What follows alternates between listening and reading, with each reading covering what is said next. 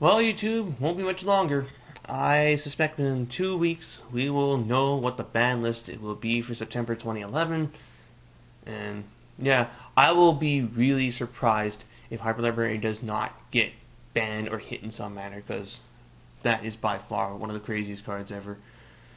And I'm curious as to how they'll hit the other things, because they gotta do something about plants, they gotta do something about samurai, they gotta do something about agents in Japan. And I don't see Dark Golds getting hit because they're just too new. And that's it for everything bandlist related. So let's get down to this video, which is going to be a deck profile on my Malefics that I've been playing around with. Fun deck. I wouldn't exactly call it a major event level deck, although it is capable of holding its own and getting its wins against certain meta decks, simply because they hate cards like Skill Drain.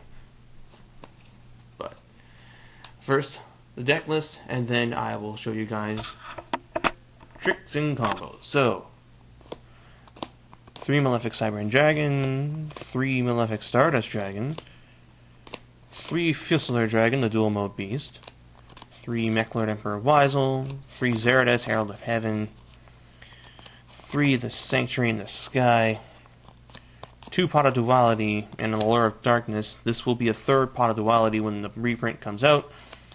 2 MST, and Dark Hole. Then triple D-Prison, triple Divine Punishment, triple Skill Drain, double Deck Devastation Virus, double Eradicator Epidemic Virus, and the Solemn Brigade.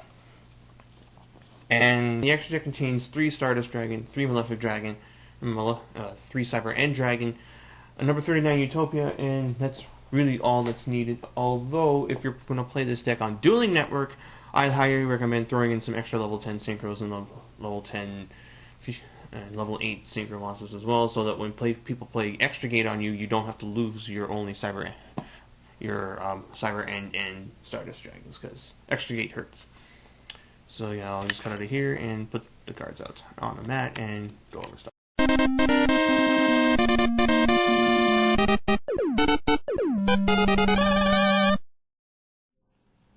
Alright, here's the deck out in its full 40 card glory. As you can already tell, I'm playing a bit of an anti-meta-ish skill drain style of Malefics, which means I'm going to have big dark monsters on the field while monster effects on board are negated, which lets this deck crush a couple others just that are reliant on their monster effects. I actually managed to cripple God Eater Beasts because skill drain negated the effects of his tagging. And what this does in the plant matchup, oh boy. And also even 6 Samurai. If you got skill drain in the field, 6 Samurai have a lot of problems, because Shien can't negate stuff.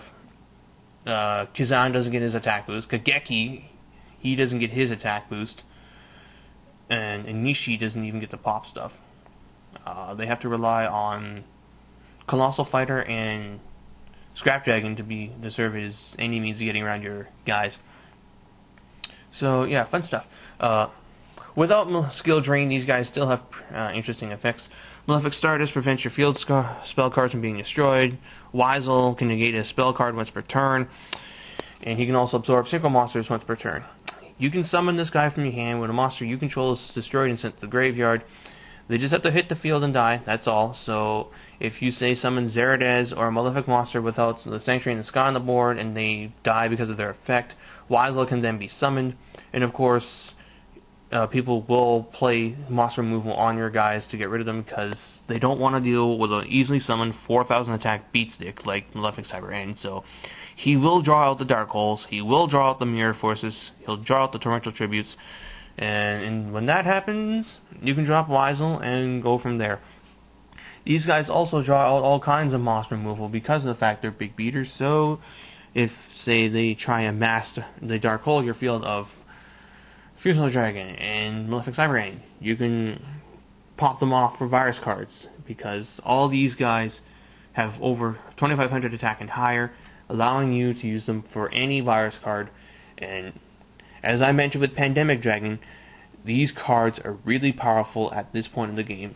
This card, when you call traps against a deck that sets a monster in 4 back row, you're going to hit something, and you're going to see their next 3 draws for a couple turns. And being able to see their hand in their next 3 draws is amazing in this format, because you can already discern your opponent's strategy and make your own counterplays accordingly. Notably, I am not running Malefic World because while it is nice being able to search out my Malefics from the deck every turn, I like being able to get that regular card off my draw. Because if I search out a Malefic off of my turn and I end up not being able to use it, then I skipped my draw phase for nothing. I'm also not running Gear Town and Necro Valley because I actually didn't think of that combination until after I saw a couple of those type of Malefic decks pop up, and I actually like what I saw, so there's a very good chance I might try that sometime. Although I am liking this Sanctuary in the Sky, what it does is it enables you to play Divine Punishment, and also gives Zerates some work. Zerates is a 2100 beater when I have Sanctuary or Skill Drain on the board, so he can crash with Cyber Dragon, you can summon it, run over Ryo, that kind of stuff. And the Sanctuary in the Sky, yeah, allows access to Divine Punishment. Divine Punishment is basically War Chariot and Dark Bride without the +1 to the opponent. I just have to have the Sanctuary in the Sky on the field. Running a full playset so I can draw them and get them going immediately. Divine Punishment has done some work. It negates Giant Trunade, which is very important because Giant Trunade really hurts this type of deck. If I play a whole bunch of back row, they will try and Trunade or Black Rose and whatnot. Triple Pot of Duality. Why would I run Pot of Duality in a deck that special summons so much? It's because A, I have the low monster lineup, so Duality helps me get to those guys faster. I can always play Duality after I put my Malefic on the board, and I know I'm not going to be summoning anything else that turn, so I can just attack with Malefic, Cyber, and Dragon. If they don't do anything, then during main phase 2 I can play Duality, filter through my deck. Oh hey, it's a Zeratis, or oh hey, it's Mech Lord Emperor Weisel. I'll grab this in case they Dark Hold off the top deck. Yada yada yada. Interesting note is a trick with Fuselage Dragon. When you set this guy without a tribute, because he's face down, his original attack and defense are still 2800 2000. This means that while he's set, you can tribute him for any of your 2 virus cards. So if you open with a virus card and Fuselage Dragon, you can set the virus card, and you can then decide to either try and pop off a virus on your opponent's turn, like if they say charge a Light Brigade, search out Raikou, set Raikou, and a couple back row. You can go end phase, deck Debbie, kill the Raikou, kill their in-hand effect Baylor, and so on and so on. Or if you open with this guy in Eradicator and your opponent goes set 1 monster, set 4 back row, call trash with Eradicator, and you'll probably hit some stuff. Also, I'm not running Monster Reborn because, save for Zeratis, none of my monsters can be special summoned. So, yeah, I didn't really see a point of having it in here. 3D prisons so that my opponent can't run over my guys, or if my opponent summons a problem monster like Stardust Dragon or Colossal Fighter or Scrap Dragon, then I can just prison it off. And then the Solemn Brigade because they rule this format. And all in all, yeah, that's really it for the deck.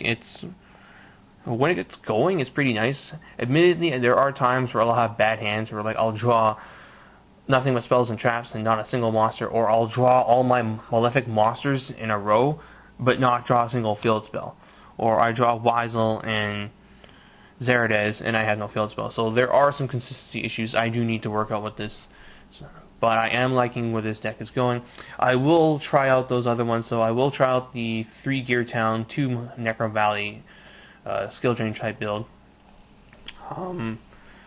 Simply because if your deck can support skill drain and even work with it, then it's not a bad thing to run this meta, and probably even next meta too, because skill drain just wrecks certain decks.